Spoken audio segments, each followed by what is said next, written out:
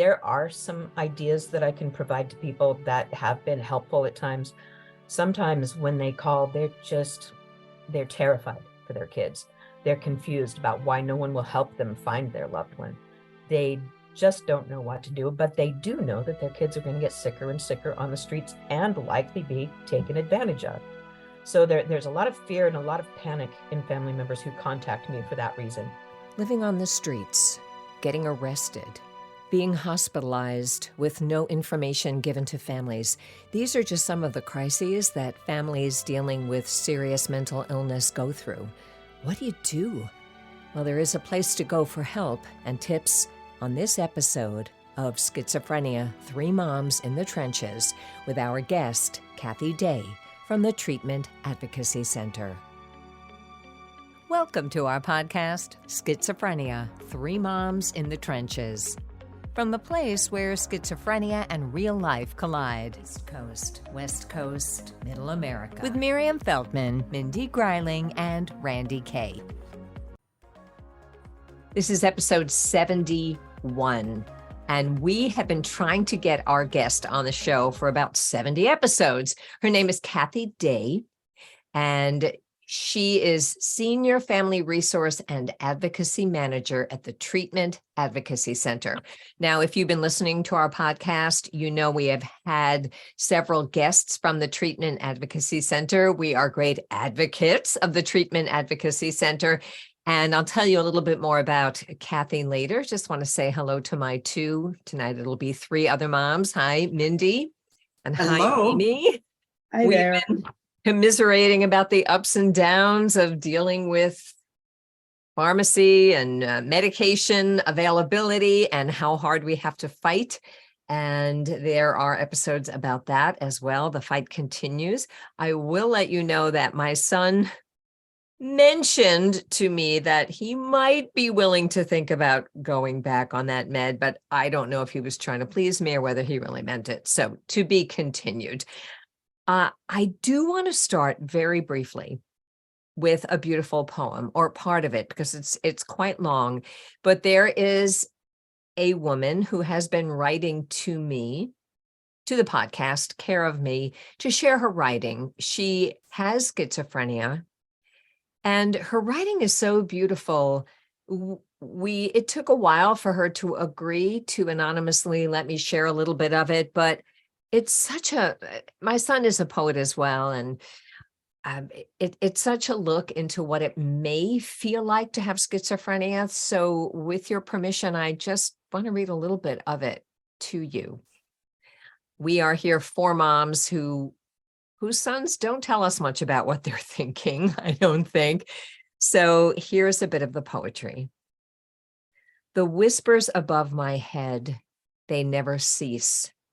A constant dance of thoughts and beliefs. They argue and console, afflict and please, my ever-present comrades, my angels and my thieves. They sound in my ear, both sweet and sour, revealing secrets hidden deep in the hour. With falsehoods and truths, they weave a spell, a bane and a boon, my mind they compel. Schizophrenia, the mistress of pain, takes my freedom, my honor in vain. Confined to a world of terror and fear, bewildered and paranoid, she draws me near. With each passing day, she chips away at what I thought I knew for sure. Her doubts and fears, they lead me astray and leave me feeling insecure. It goes on, but it's such a beautiful, well-crafted poem. Perhaps I will read a little bit more of it next week. But was that beautiful? I hope you do, and I also hope you put her in, or suggest that she publish it. That is absolutely beautiful. That could be in many mental health journals. Many of the groups have publications, and that should be published. Well, I don't know if she's ready, and I'd have to ask her, but I'm just honored that she chose to share it and was willing to let me read a little bit of it out loud. So thank you, anonymous listener. We so appreciate your point of view. So if you're tuning in for the first time, tuning in, see, you can say I used to be on the radio. If you're listening to our podcast for the first time, I'm Randy Kay. I'm here with Miriam, but we all call her Mimi Feldman, and Mindy Greiling. We each have sons with schizophrenia. We've each written books about it. And this is getting near the end of the third season of this podcast, Schizophrenia, 3 Moms in the Trenches. And tonight we are joined by a 4th mom, Kathy Day. I mentioned Kathy earlier in the podcast. Let me tell you a little bit more about her. We have lots of questions for Kathy. So in her role as the Senior Family Resources and Advocacy Manager at the Treatment Advocacy Center, she helps families across the country, and boy, do we need it, helps families find resources and strategies to work within the system of mental health care for their loved ones who have severe mental illness. She supports, she coaches, she strategizes, she listens to people whose loved ones, like ours, live with SMI, serious mental illness, or severe mental illness. She helps families help their loved ones help themselves. And Kathy's appearance here came out of a long-time quest, but also a listener who said, can you ever explore why our loved ones choose to live on the street? Well, we'll talk about that and a lot more. Kathy will share her own journey, and she does through the process of getting her family member conserved in California on her public Facebook blog, Broken. I will put the link in the show notes. So welcome, Kathy Day. I'm so happy to be here. I can't even believe I'm here with you 3 moms. Listen to you all the time. I learned so much from your other guests, and I apply it to my work with other family members too. I'm always taking That's notes when I wonderful. listen. So you are doing a great service for families like ours. Thank you so And much. I've been following you for a very long time, just through the Treatment Advocacy Center webinars and programs and on social media. You are just such a positive, strong, powerful voice. So thank you for what you do. Thank you, Mindy. That's very kind of you. And I've never read the blog, but now I will. And in case you're listening and you don't want to look at the show notes, just go to Facebook and search Our Broken System, and you'll find it. It's facebook.com/Our Broken System. So I'll kick off with the first question, then we're going to go back and forth and have a conversation. But before we ask a guest to tell their story and what they do and tips, I just want to start with the headlines, if you will. What are 2 or 3 things you would most like families to know as you begin to tell us about your work? Probably the first thing is that they're not alone. A lot of us, before we find our tribe, we think that no one can understand what's going on. We don't know where to get help. We don't know what to do. But finding the resources, if you will, and finding people who understand is the most important thing to do in the beginning. The other things are to educate yourself, learn, take a NAMI family to family class, read books. I heard there's a few books listed here. The podcast, which you guys all know about. And I haven't said this to you guys yet, but I'm in the process of writing a book that's kind of like a handbook on how to navigate the system of care for family members. Much more practical than a lot of the other books of that kind that are written. Just quick and easy. You can apply this right now, sort of things. So I will let you know when I'm done and get it published. I'm saying this right now because it'll force me to keep going. We need deadlines, and promises are deadlines. So you're on a deadline now before we have you back. Sounds good. Thank you. That's it. So we'll have you back in season 4 when the book is at least on its way to publication. That sounds perfect. There you go. We're accountability buddies or whatever that is. Book sponsors. I don't know. Since we've written books, we know how you can procrastinate, or at least I do. Randy seems to get her books out in short order. I don't know about Mimi, but I know It took me 5 years. So, well, I have about 30 pages and I started a year ago. So yeah, it'll take time. What I do, I sign up for classes, I sign up for courses, and I make somebody give me deadlines. That's the only way I get things done. And my second book, Happier Made Simple, it sat as a table of contents and an outline for the longest time. And I took this course online, and it said, first thing you do is give yourself a negative outcome if you don't finish the book in 30 days. So I promised myself if I didn't finish the book in 30 days, I would have to donate to the political party I didn't believe in. Oh, no, So, that would get me going. that got me going. So that's how happy you got. I won't tell you which party. You can guess if you want, but that's how Happier Made Simple got That's completed as a hilarious. negative. Anyway, but we digress. Mindy, why don't you take the second question about the immediate catalyst? Do you have the question? Oh, yes. So we use the word choose in quotation marks, but we did hear, as Randy said, from this person who wondered why so many people with serious mental illness, quote, choose, unquote, to live on the street. What is the reason for that? We know you're the perfect person to ask that question. Wow. Yeah, there's so many different reasons for so many people. Probably the main two reasons maybe, but the first reason is untreated psychosis. People with untreated psychosis can't make rational decisions. They act out of fear, confusion. The voices tell them to do certain things. They don't know how to manage their life, and they don't know why. They don't even think, in many cases, the anosognosia thing, the lack of insight. They don't understand that they're ill.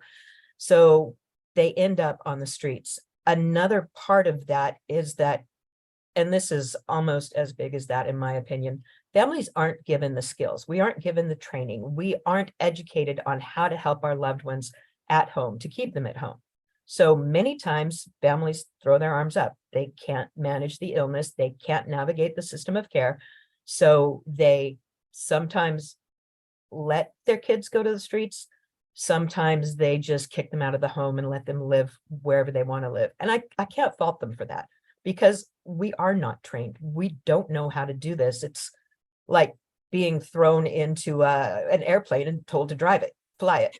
So what a good analogy. That's beautiful. Yeah, it just came to me.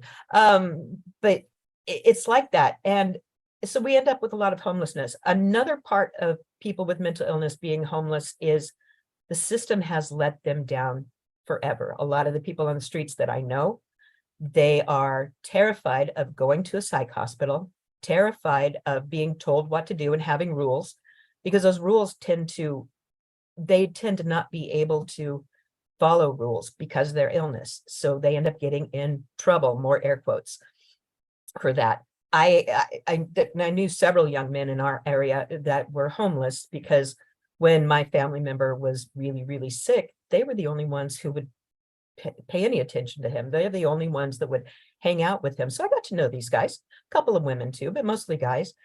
And if you even brought up the word social worker around them, they would get very nervous. They were afraid they were going to be rounded up and taken into a hospital and placed there and not, have to follow the rules.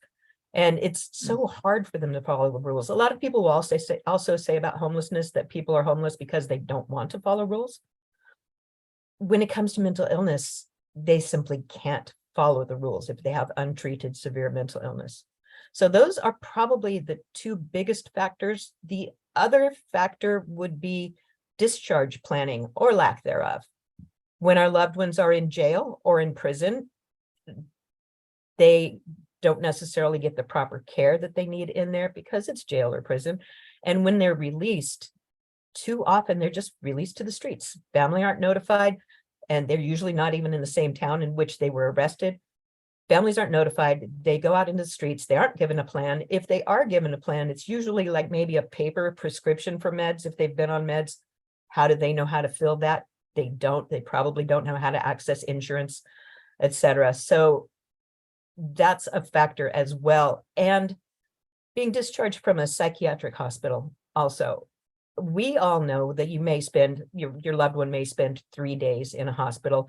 They're considered stable and then they're discharged. And I'm covering a lot of our topics here, but they all fit. HIPAA, for instance, the Health Insurance Portability and Accountability Act, that governs privacy, especially for our loved ones. They are told they don't have to involve families, so we don't know what's going on. They can get discharged from a hospital. We're not notified. They are very rarely actually stable after that 3-day period because they're calm. They're also in a structured environment, so it makes them function better. So they appear stable, and that's being generous to the caregivers, right? But they appear to be stable, so they are discharged. They end Does up, HIPAA even apply? Does HIPAA even apply when someone's on the street? Say they don't have any mental health workers. And so then is HIPAA just a non-entity? And how do you advise families when someone's on the street, what to do?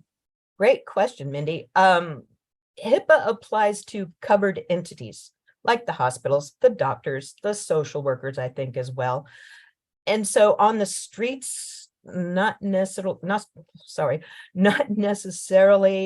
covered entities, but people will always cite HIPAA as a reason for not giving information. Sometimes it's not really HIPAA. Sometimes it's privacy laws in different states. I'm in California. Our privacy laws are actually stricter than HIPAA. So Oh, boy. yeah, so that makes it challenging. So when I talk to anyone, instead of saying HIPAA, because that's a word everybody hears, I'll say your privacy laws, but because they're usually more stringent. But HIPAA really doesn't even prohibit us from giving information or talking to the facilities and the care work, the clinicians and all that. So Yeah, it's definitely misunderstood. And if you're listening and you're nodding your head and going, yes, that's why she called her blog Broken, our broken system. We all agree with. There are episodes. You can go back in our archives and find episodes on getting conservatorship. And we have a couple of episodes with Judge Lisa Wexler, who gave a great insight into the probate system. And also, in case people don't know what the Treatment Advocacy Center is, it's exactly what it says: advocating for treatment dedicated to eliminating legal and other barriers to the timely and effective treatment of severe mental illness. Mimi, I think you had a question. Yeah. So when somebody is on the street and the family members are not happy with that, what are some of the reasons that they contact you? And what is it that you can do that helps the families when somebody's on the streets like that? no, that is also a very good question. There are some ideas that I can provide to people that have been helpful at times. Sometimes when they call, they're terrified for their kids. They're confused about why no one will help them find their loved one. They just don't know what to do, but they do know that their kids are going to get sicker and sicker on the streets and likely be taken advantage of.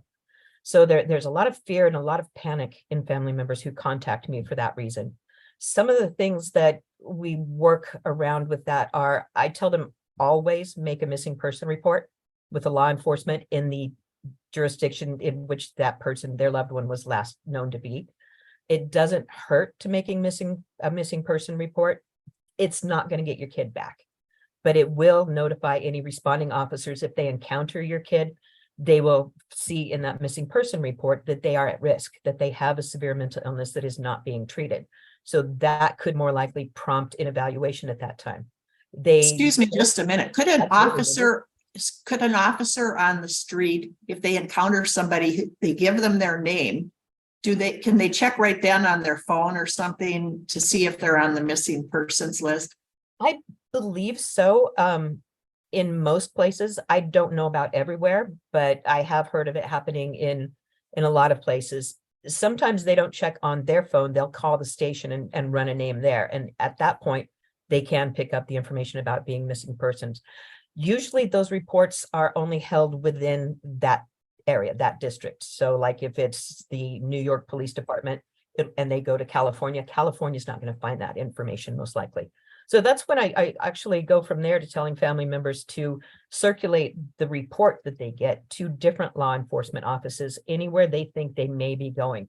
If they're pretty sure that their loved one went to Virginia, find out where it is in Virginia, fax a copy usually of that report. I also tell them that it's a good idea to give a picture of when that person looked healthy along with that report. Because when law enforcement encounters that person, if they do see that picture of when they looked healthy, they they realize at that point how sick the person is, because if that's what they looked like before and now they look like this, yeah, we need to do something. Pictures, as we all know, are much better than words. People really look So powerful. I never thought about that. Hmm. yeah. They I don't have done- know our loved ones before. Right, exactly. And it's not even with homelessness. I tell people to have pictures handy in case they call law enforcement or first responders of any kind to their home, to have a picture, not like when they were 15 years old compared to now, but in the recent maybe 6 months or less, if they have a photo there and they know they've looked a lot different. There's one client I had whose son had lost at least 50 pounds in a couple of months. So I told her to have that photo of how he looked before he lost the weight. When she calls for assistance, crisis team, show that photo to them. It worked that time because he was 50 pounds lighter, and they were able to, the first responders were able to realize that that person was gravely disabled due to their mental illness, because they weren't providing for their own nutrition.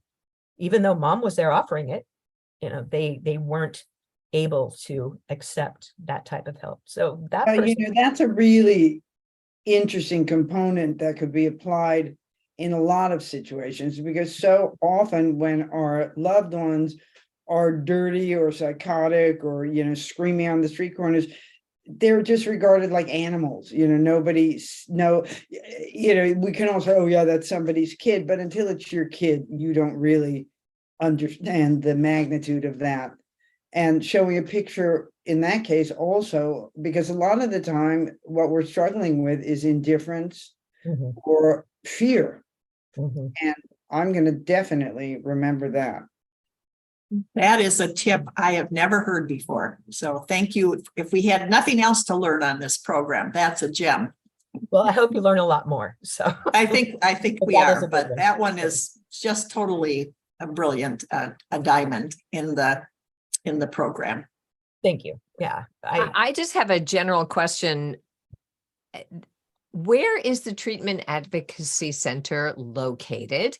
And do you talk to people from all over the country? Because you've mentioned many different states already.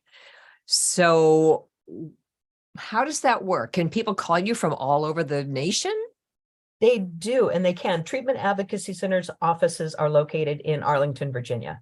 I have an Arlington, Virginia phone app that I have an Arlington phone number on, a 703 area code number. That's what I use for work so that people can reach me across the country. I have probably talked to at least one person in each state and in the Virgin Islands, not Puerto Rico or Guam yet, but everywhere else, someone has called me. The most frequent calls come from California, Florida, and Texas in that order, you might imagine. So, but there's somebody from all other states that needs help all the time. So it's an advantage for me in that I get to learn from all of my clients about what's going on in their region, in their state, in their county, and learn different things that I can actually then apply to other clients and our discussions there. So it's amazing how much I've learned. I've been there for 2 years and have learned so much from the clients, and hopefully I've also taught a lot, but I can't teach what I don't get from my clients either. So learning that is incredibly important, and I'm fortunate to be able to do that so that I can share it with others. Then we're really a community. We're all helping each other. Is there a fee? No, we're a nonprofit, so we don't charge for any of that service. We primarily what Treatment Advocacy Center does is legislative and policy advocacy at the state and federal level. And we only added this component of the organization 2 years ago when they brought me in, providing the resources and support for family members across the country. We did it sort of on a trial basis. Initially, I had a nonprofit that I formed that did basically the same thing I do now. So when I got the job offer from Treatment Advocacy Center, I folded that nonprofit because I have so many more resources now. Don't have to build anything up from that. But I realized in the journey that I've been on with my family member that there isn't this information, easy information to find. There's no one source that you can contact and get information that you need. And I had learned enough being active in family support groups on Facebook and in-person support groups around my area. I've learned enough, and everything we've gone through in the 13 years that my family member's been sick. I learned enough to be able to share with other people. And I think that's what we all have to do, because the system of care, they're not going to share a lot with us. They don't know what families know. We know more.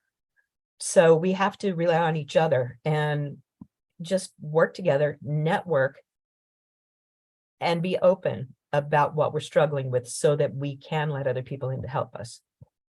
You ever hear back from any families to know that what advice you offered was taken and that it turned out successfully? Or is it not, are people not as apt to do that because we have such busy lives, especially those of us dealing with schizophrenia? No kidding, right? I do hear back from a lot of people.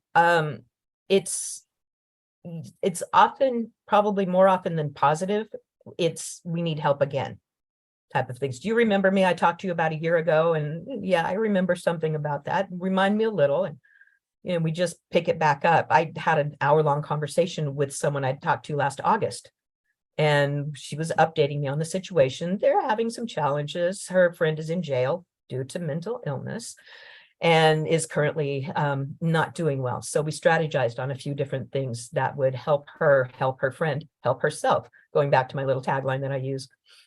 So, but yeah, and then sometimes, like I had one that called me several times initially, and her sister-in-law was unwell and they were trying to get her treatment. 6 months later, she called and said that her sister-in-law had ended her life. So, but she wanted to also thank me for what I did to help her before. And it's like, that one really touched me because she didn't have to call and let me know. She didn't need to let me know, but she valued the information she got and called and let me know. That's just, yeah. Yeah, that Really is good. so poignant. I'm glad, not glad, but I'm, Yeah. at least I'm not the only one that gives advice and it doesn't end up the way we wanted it. I was just talking 2 days ago to one of my friends about his son, and who had told his father he was suicidal, and he and his wife were trying to monitor their son 24/7 between the two of them. And I said, I don't think that's going to work. I don't think that's physically and mentally impossible to do. And I gave some other suggestions. And then now the young man is in the hospital and he had a suicide attempt. He didn't die, thankfully, but I thought, boy, I wish I'd given better advice than how that turned out. But what are some of the main reasons people call you? The biggest reasons are homelessness, jail, HIPAA hurdles, handcuffs, as DJ Jaffe used to call them, and anosognosia. Those are the biggest reasons that I get calls. I would say actually jail is probably the top of those because people know their loved ones in jail. They don't know how to get help for them. And through my clients, I have learned things like jails and prisons have chaplains. Chaplains are easier to reach than medical staff or the head of the jail or anyone else. You reach out to the chaplain still can't share information with you typically, which is fine. You want the chaplain to go and take a look and see if they can assist that person. You provide that information that you're concerned about, and then the chaplain can check it out and then communicate with the medical staff. So it's just another way to circumvent the barriers that come up. Wow. Yeah, I didn't know they had those. Do most jails have chaplains or just some?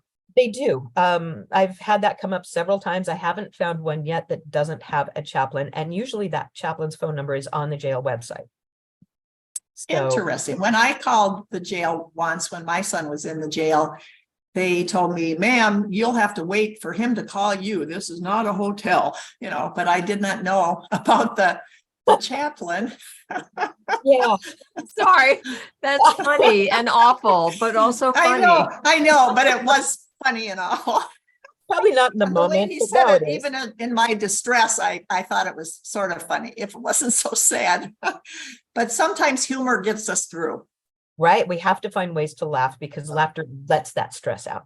So definitely, even if it's somebody else making you laugh like that. So yeah, it's an important part of self-care is being able to laugh, not at our loved ones, not at their providers, but about the situations that we encounter.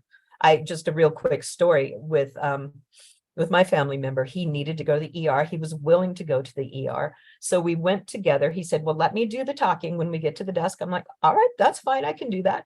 So he walks up, I hang back a little bit, and they said, can I help you? And he says, yeah, she needs to be seen. She's having a heart attack. And I was Referring to you?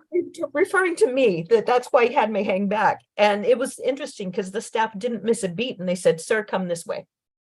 So they knew what it was. So it was one of the times that I've had to laugh.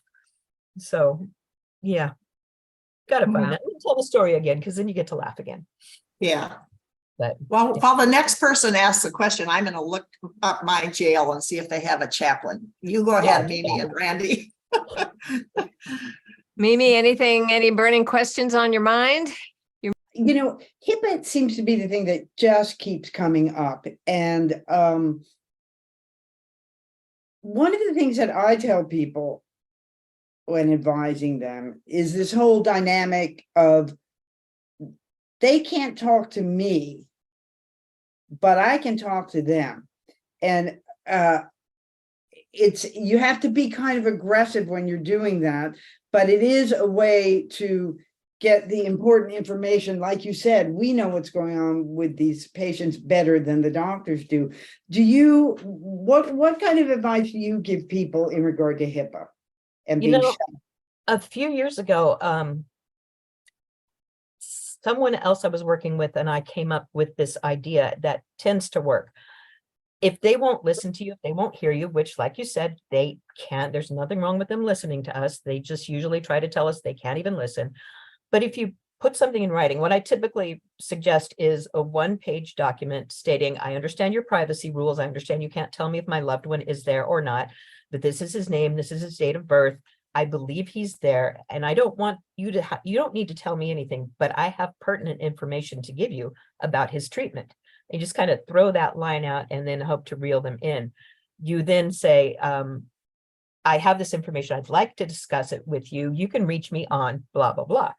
And just keeping it one paragraph like that, maybe two paragraphs, fax it through. What I've heard from clinicians is if they receive a faxed document or any kind of paper document with a patient's name on it, they have to put that in the patient's file.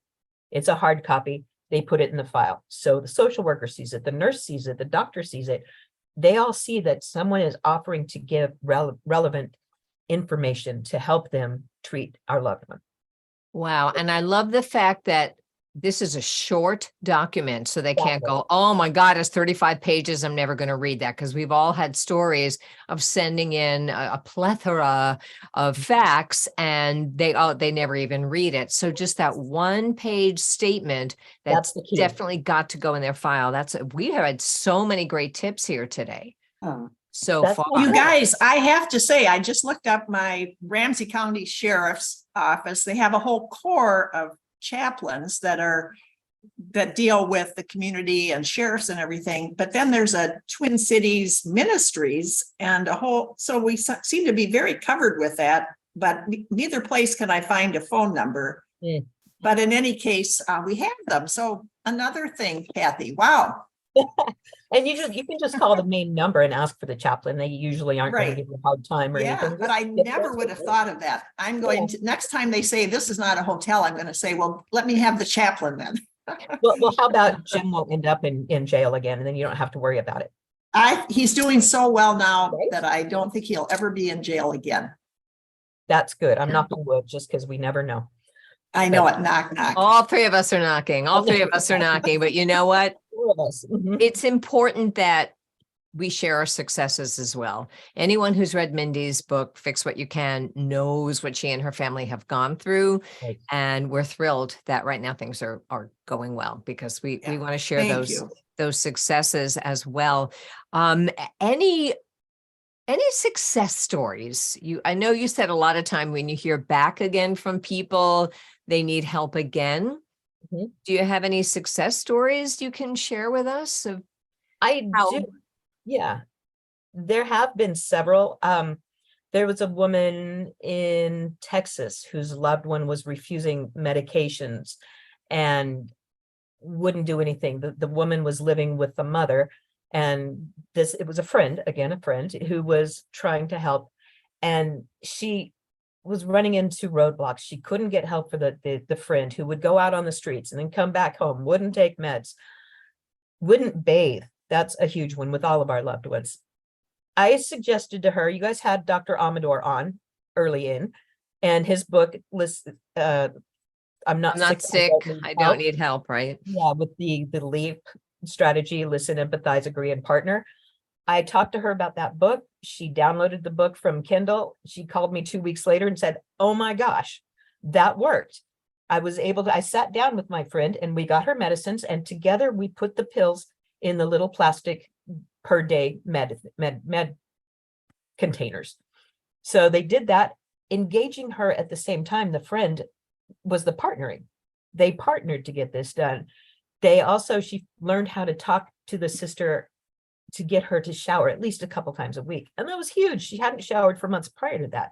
So that's not necessarily me helping her and being a success. It's me sharing Dr. Amador's technique and her applying that technique. So I swear that is success. That is success. Any small steps, I don't think other people realize what we, just celebrate as success, if it's just a small step at times. Exactly. It's like, my kid showered today, and that's a success. Somebody else outside our world says, my kid got a great job today. Well, we each have the same amount of joy in that case. It's just our bar is a lot low. A lot lower. We have a lower bar. but we still get the same satisfaction and enjoyment out of it. So it's that lower bar, like you said, Mimi, that we don't have as many expectations. And in some ways, that makes it a little easier for them to exceed our expectations. And that's kind of surprising. Quick story on my family member. He's been a lot more stable than before in the situation he's in right now. You'll see it in the blog. So I started implementing, I go visit him twice a week, Wednesdays and Saturdays. So I started asking him to shower the night before and change clothes before I got there, because otherwise he'd be smelly and he'd be dirty. And it's like, I don't want to take you out in public. But I did. But I suggested it to him. I put it in writing, which is key with him. If he can see something in writing, it sinks in better. I think a lot of our loved ones are like that. The first 2 times I reminded him the day before, I need you to take a shower and then, make sure you change clothes before I pick you up. I forgot to remind him the 3rd time, but he did it anyway. That is so interesting and important. Jim, like everybody else, when he was first sick, that was one of the hallmarks, that he was needed to shower, needed to change his clothes. And then he was in a program actually for 10 years where they did exactly what you're saying. They reminded him, and he had to shower because he went to work, and they had private or public and private contracts. It was real work. In other words, it wasn't like a sheltered workshop or something. They had to shower and they had to do it every day, and they had to have clean clothes. And it eventually became second nature to this day. Even though Jim is not in that program, he's at our house most of the time and at his apartment occasionally. He showers every day without fail. He doesn't shave every day, but he showers every day, and he will only wear his clothes once. I wear my clothes 2 or 3 days occasionally. I change my underwear, but he will only wear his clothes once a day. I mean, so he has mountains of laundry. He does it all himself. And it's all because he learned at this program, so I think we sell people short when we don't expect them to do things. They have to relearn these things, though. If they're in the place where they can. I mean, it's the power of That's habit. right. Just for perspective, I will tell you that my son right now is not in a great place. And as you guys know, he's refusing to get his teeth fixed, even filled. He keeps finding a reason to cancel his dental appointments. And he's like job hunting. And I'm like, do you think you might have a better chance of getting a job if your teeth look good and you've showered and shaved? Well, if they're going to judge me on my appearance, then I don't want to work there. So we're there again. No. Yeah. So, I mean, I would, if you read my book, Ben Behind His Voices, we were there when he was 17. It's almost like a tiny, they have grand delusions. This is a tiny delusion. So It is, but it can show you the power of habit if necessary. We want to just get back to the resources that you were sharing. So you said you offered Dr. Amador's book. Mhm. And I know that Mindy has recommended you as a resource to people and vice versa, and we all recommend each other. So what other resources besides your own blog and our podcast, what other resources do you recommend? What do you refer people to? And Dr. Amador's book, of course. Right. There are a lot of different things, and people don't know what they don't know. And that's kind of where I fill that gap too. People will call and tell me that their loved one's in jail. The first time they've been in jail, they're scared. What do? I ask them what county and state they're in. I Google real quick. I'm basically a professional Googler. I Google real quick and find that they have a mental health court in their location. So I explain mental health court, provide the contact info for the court, and advise them on how to go about trying to get their loved one into mental health court. Mental health court, for those who don't know, is a specialized court to divert people from the criminal justice system. With mental health court, at least in most places, I can't speak for all of them, but they are set up in such a way that a treatment team is committed to the participant in mental health court. They do have to plead guilty first, but that charge is dismissed if they complete the program. There's a treatment team that are assigned by the judge to make sure that people stay in treatment. They have meetings with the judge like every week, and it's a very relaxed atmosphere.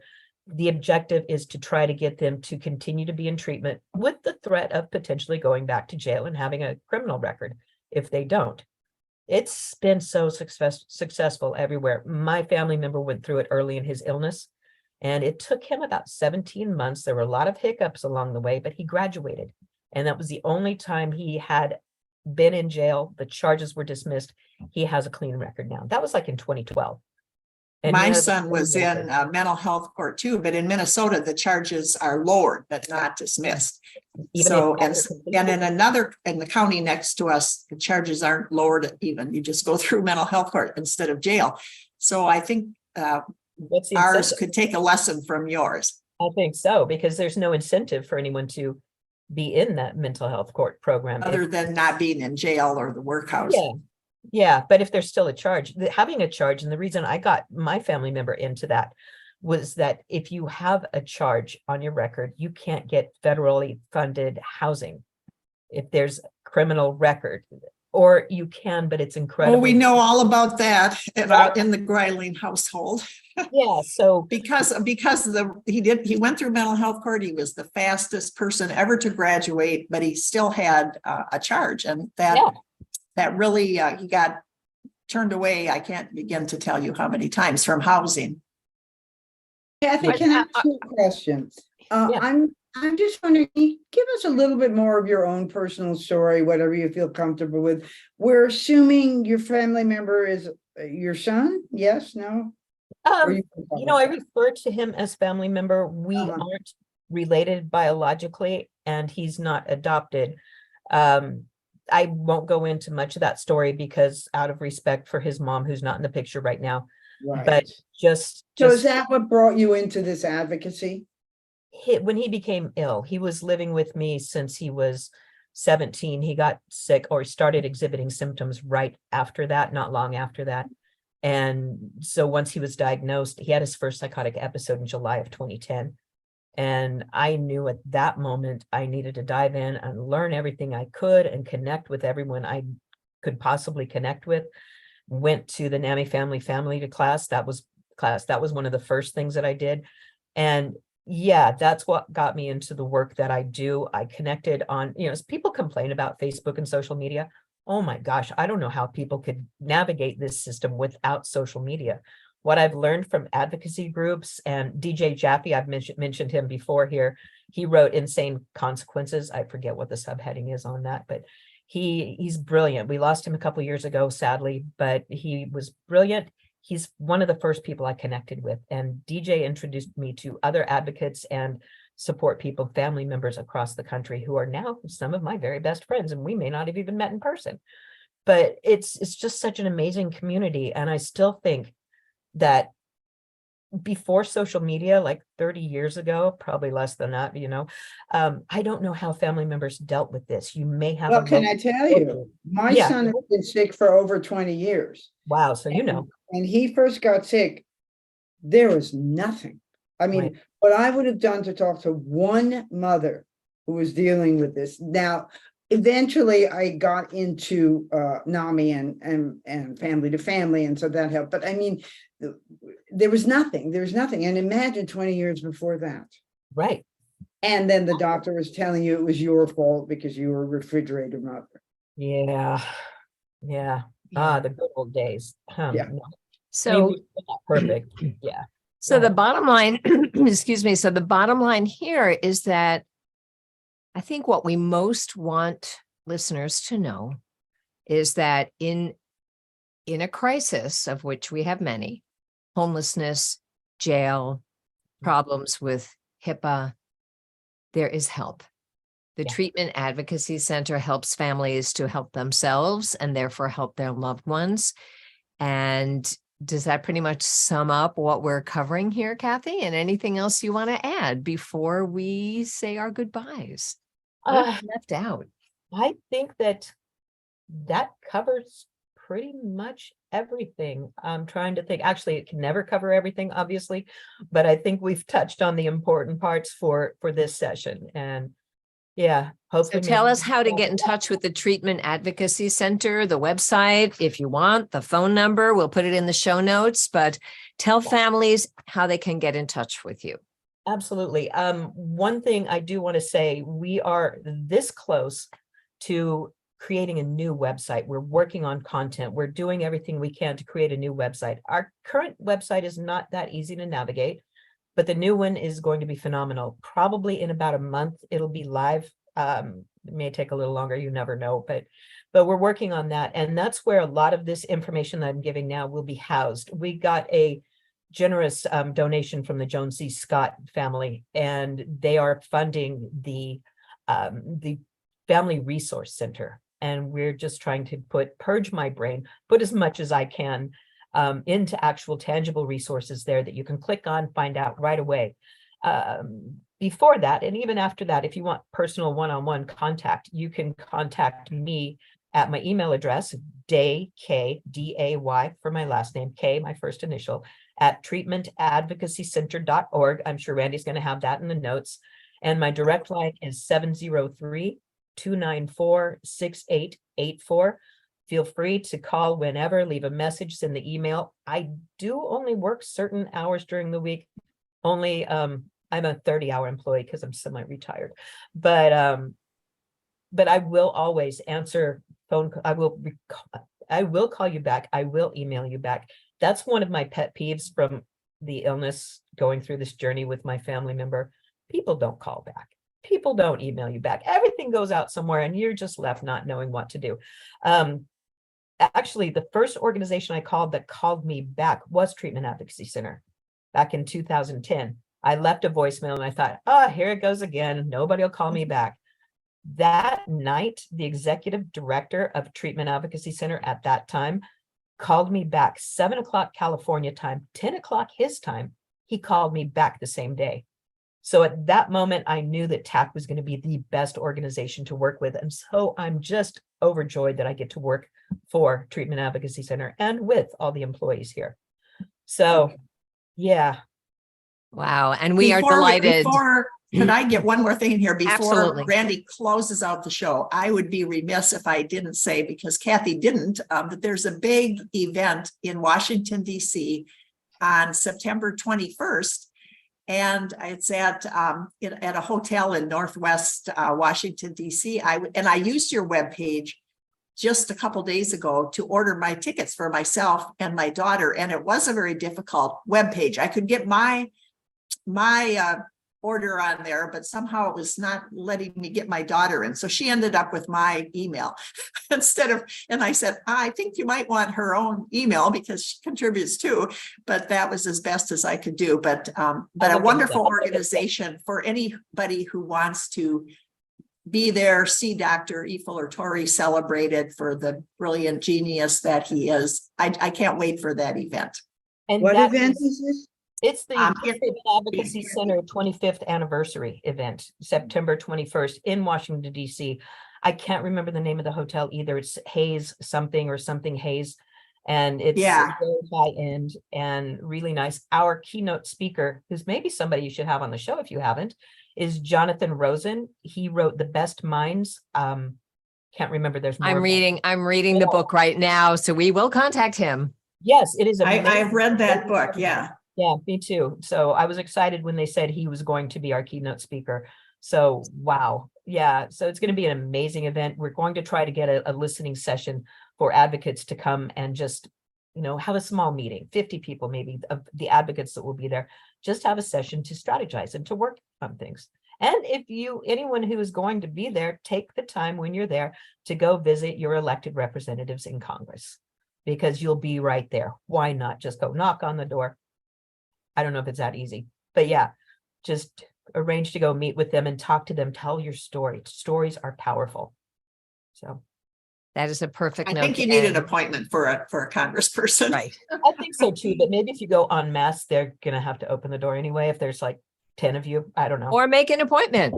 There's Or that. make an appointment. Kathy Day from the Treatment Advocacy Center, thank you so much for joining. Get that book written. We'll have you on the show again when it comes out. Do we have a Thank you, title Katie. for that book? Not yet. I've had a few working titles and I scrap each one. So I'm going to write the book and then go, okay, now I'll name you afterwards. So It will come, and I'm sure it'll be useful to families. The two things you started with, families, you're not alone, and let's educate ourselves as much as possible. We've come a long way in this episode in doing just that. Thank you for all you do and for joining us. thank you. And thank all of you for what you do. I mean, you make a big impact. Oh, that would be the third thing I should say to family members. Listen to Schizophrenia, 3 Moms in the Trenches. Listen to this show. Great, Why should I- that's a great ending. That's a great ending. Little plug at the end. Yeah. Hey, thanks for joining us for this episode of Schizophrenia, 3 Moms in the Trenches with Randy Kay, Mindy Greiling, and Miriam Feldman. To get in touch with us or to learn more about our books, please visit our websites at miriam-feldman.com, mindygreiling.com, or randykay.com.